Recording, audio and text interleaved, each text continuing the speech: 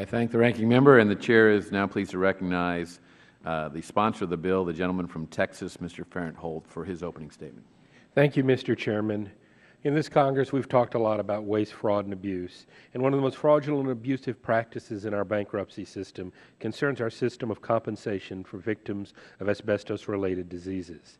That's why I introduced H.R. 982, the Furthering Asbestos Claims Transparency Act, the FACT Act of 2013.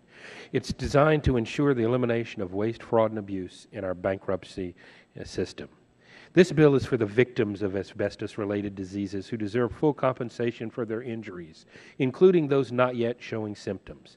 I'm committed to not only protecting today's victims, but those still undiscovered victims. Congress has conducted 3 hearings on the topic, and it heard many stories about inconsistent, questionable, and potentially fraudulent claims. Fraud, in and of itself, is bad enough. But the fact is, there are limited resources in these trusts that were formed from bankrupt asbestos defendants. Someday, that money will run out, hopefully not before all claims of future victims are provided for. According to the Wall Street Journal, roughly half of the trusts have been forced to reduce their payments to victims in recent years in response to an unexpected glut of claims. Congress must act to protect these future victims and their families. There's a clear record that the Asbestos Trust lacked transparency, which has created an environment conducive for fraud.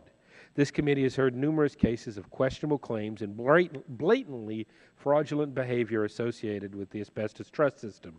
One judge who presided over a number of trusts alleging asbestos called it the worst deception he'd seen in almost 22 years. Another noted the core of the case was fraudulent, and this egregiously bad behavior, quote, happens a lot in this litigation, close quote. These trusts will be unable to offer reasonable compensation to legitimate victims if they continue to pay bogus and duplicative claims today. When attorneys and their clients bring false or exaggerated claims to the trust, they take assets from deserving victims. The FACT Act will discourage this kind of abuse by shining light on the trust systems, as sunlight is known to be the best disinfectant. This legislation provides enough transparency to let the sun shine in and level the playing field so that all parties, including other asbestos trusts and state court judges, have access to information to spot abuse while not subjecting victims to an unnecessary invasion of privacy. Amending the bankruptcy code to require asbestos trusts to file quarterly reports with the bankruptcy court detailing claimant's name, the amount paid to each claimant, and the basis for such payment is a simple way to provide transparency to the system. It will allow existing bankruptcy rules to protect personally identifiable information. Listen, there are very few stronger privacy advocates in this Congress than I am, and this legislation was carefully crafted to strike the proper balance between requiring the necessary transparency and providing claimants with sufficient privacy protections. The information to be disclosed in the reports is no more than would be typically filed in a state court tort pleading. Overall, the FACT Act will help ensure the Asbestos Trust achieve their design goal, preserving funds to provide compensation to parties that have been truly aggrieved by exposure to asbestos. The minimum cost associated with FACT Act reporting will be more than outweighed if even a single fraudulent mesothelioma claim is deterred. It's in the best interest of the victims of asbestos-related diseases to protect these trusts from running out of money before America runs out of asbestos victims. Congress cannot sit back and watch attorneys game the system. Asbestos disease is truly tragic. Victims suffer horribly, and their loved ones must be compensated adequately with the limited resources that are available.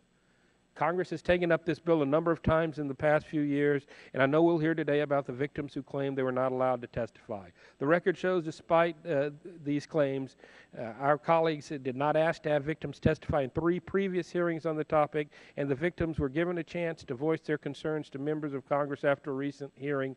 They declined. My staff tells me that as sponsor of the bill, no one has requested a meeting with me. We also have several victim statements in the record, and I fully believe the issues raised by these victims will be adequately covered in this bill because this legislation's chief priority is to protect those suffering from asbestos-related illness. In conclusion, the FACT Act ensures that both current and future victims of asbestos claims are not left without compensation for their injuries. This is a victim protection bill.